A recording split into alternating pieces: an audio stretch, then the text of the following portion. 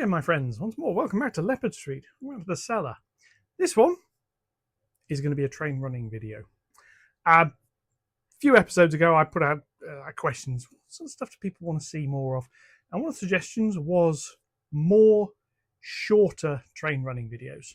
So today, that's what we're going to do. What I've got is a station full of stuff. And this little flag is still here. Over the weekend, turn back around so you can see me again. Not that helps. Over the weekend, there's more work I want to do on this. I'm not going to go into what. It's all stuff I've been doing recently. It's all going to get very repetitive. I'm going to do nearly all of it off camera. I might show some of the testing or if anything particularly interesting crops up. So the job for this video is to clear the station. The rule, I can only touch trains to uncouple them, or possibly a nudge if something doesn't want to move. All the rolling stock on here, though, is going out under its own power. I'll probably have to shift a couple of these. They're on unpowered bits of track, so I might have to do something about that. Anyway, let's get on with it.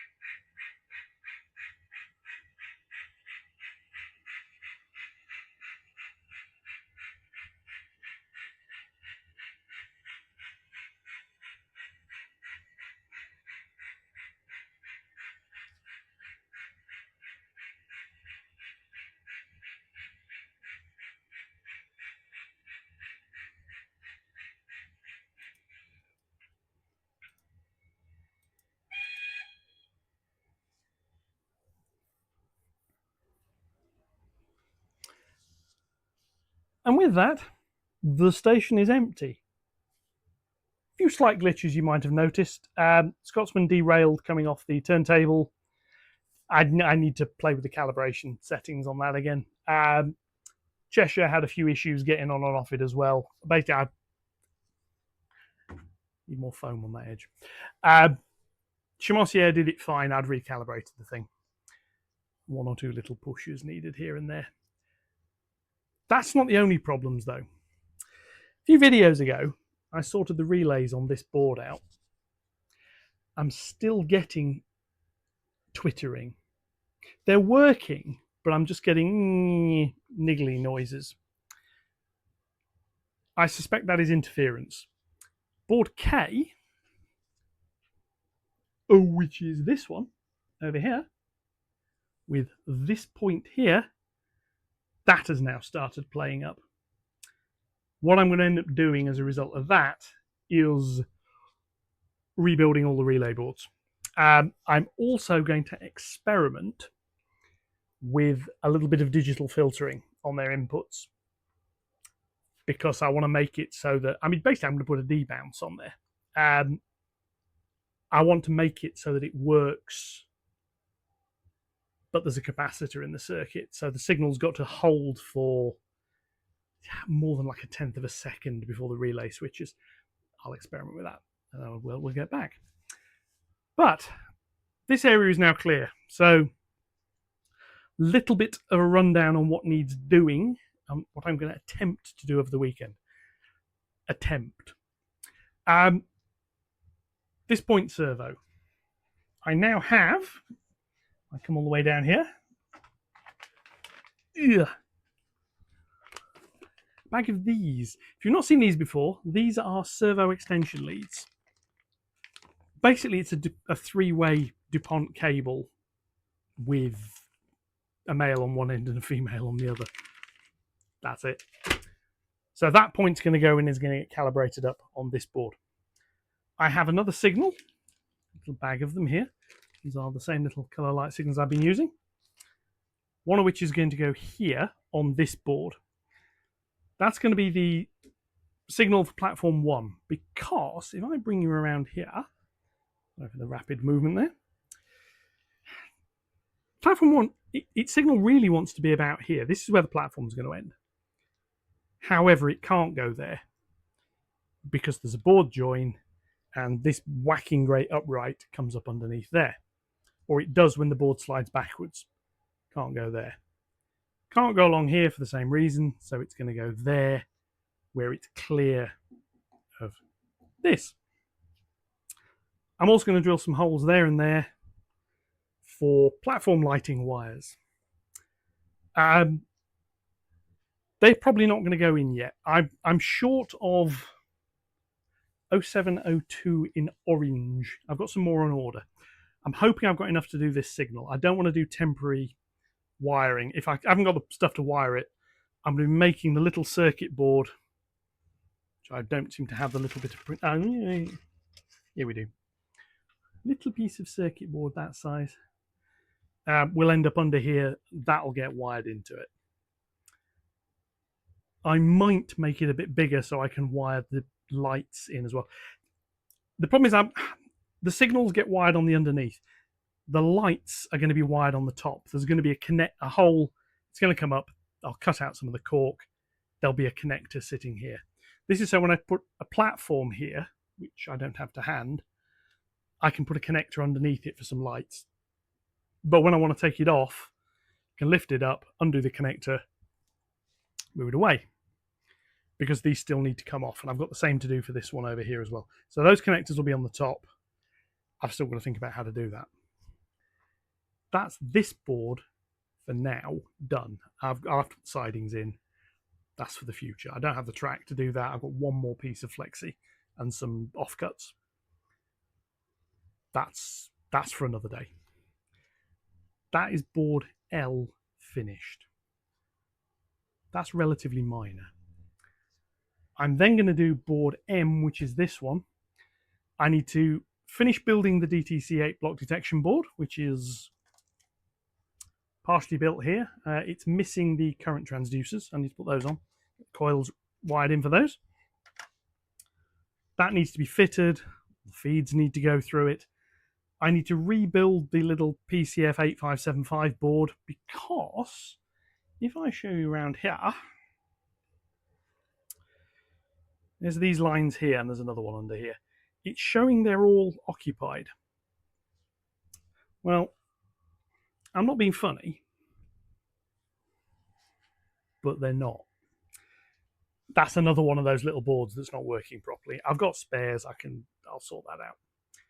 That'll give me block detection on all the platform roads, except for the N bits, which is board N, that's another me problem. I'm not even going there. And then I want to put the servos in over here. I want to put a lighting controller in. I've got 2 more signals to go in. I've got more platform lighting feeds to go in. Got 3 more of those. Again, I'm probably just going to be drilling the holes for those now. I don't think I've got the wire to do them. But that's the idea. And if it all goes to plan, this is Leopard Street, don't hold your breath, I will be able to use that rear road, which is the goods road. Won't be able to use the crossover. The near point on this one will work. That'll be tested. Won't be able to drive it over the crossover because the other point is on the other board, which it doesn't even have half its power supplies connected yet, let alone having a controller in there. But that's the plan. Now, as I said in the intro, everything I've done on here, or I will be doing on here, I've just done on this board. So my intention is not to show that. Feel free to comment if you want to see it. I'm not going to show that. It's easier for me to do it without a camera. It's easier for me to do it. Essentially, I can have music playing. I'll have some Nightwish playing, I think. Nightwish, Imperial Age, The Weeknd. There's loads of... Anyway, I can't play those here because YouTube will go and panic. But that'll give me this area here. Then I'll be able to test all of this point work and we'll be able to run trains around here. As you probably saw, I did have some wagons over here. This track isn't powered up. Wagons don't need it. As long as they're near enough to the board joiner, Loco can grab them and clear off. The Palethorpe Sausages wagons. Yes. I've had suggestions on sending them back for a refund. I'm not going to. I like them. Apparently, the bodywork is quite old tooling, and Dapol have put a new chassis on it. That actually makes sense. The chassis is really detailed, and the bodywork is okay, but they're cheap. What I'm going to do, I'm just going to grab one because it'll probably be easier to show as well as tell. The problem is this NEM pocket is too far this way. It needs to come out a bit. But what I'm going to do to fix this, if I can pull the NEM tension lock out, what I'm going to do is set it. If that shows, it's hard to see because it's black. Get the light on it. What I'm going to do is set it so the tension lock isn't, well, I'm going to put a KD on it, but so it's not all the way in, and put a little dab of Copydex which will hold it. And I'm going to test that, and if that works, what I'll probably do is redo it with a little dab of super glue. But if Copydex holds it, I'll just leave it. If you look at this end, this beam is level with the come on, focus back on this. Is level with the buffers. It shouldn't be. And when you put a KD on there, it's the outer part of its knuckle is level with the buffers, when actually it should be the back of the knuckle that's level with them. So it's only off by about 5 mil, but it's enough. As I did say, push that back in so I don't lose it. As I did say on the other video, if you've only got one of them, you won't have a problem, because there's enough gap with the coupler on the thing it couples to mean it'll go around 18-inch curves. So if you've got multiple of them, do what I did the other day of stick something else in between them. Job done. Right, that's it for this video. Little bit of a running session. Bits sped up, gaps cut out. yada yada. One thing I do need to do for running sessions is more cameras. Now I have got a digital camera. It's fixed focus, so yeah, I can't do close-up work with it, but I'll put it here and I can film over there. Again, this is Leopard Street. I've got a tripod for this, but it sits about that high, so it sees the board edge. Well, I'll set the legs short. I'll sit it on top of the board. It don't fit them. I gave up. Anyway, likes, comments, shares as usual, more than welcome. Suggestions, what are you doing? Why don't you learn what you're doing? All that sort of stuff, more than welcome. I will catch you all in the next one. Enjoy the rest of your weekend. Thank you very much for watching, and goodbye.